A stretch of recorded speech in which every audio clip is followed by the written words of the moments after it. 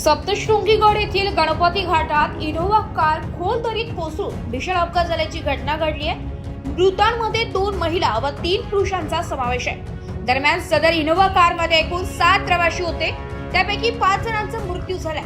आज दिनांक 7 डिसेंबर रोजी दुपारी सप्तशृंगी गडावर दर्शनासाठी जात असताना वाहन क्रमांक MH15BN 0555 खोल दरीत कोसळून अपघात झालाय। अद्याप मृतदेहांची ओळख पटली नसून मृतदेह दरीतून बाहेर काढले जात आहेत। दरम्यान अपघाताची माहिती मिळताच स्थानिक नागरिकांसह पोलीस घटनास्थळी दाखल झाले, तर आपत्ती व्यवस्थापनाकडून लागलीच बचाव कार्य सुरू करण्यात आले।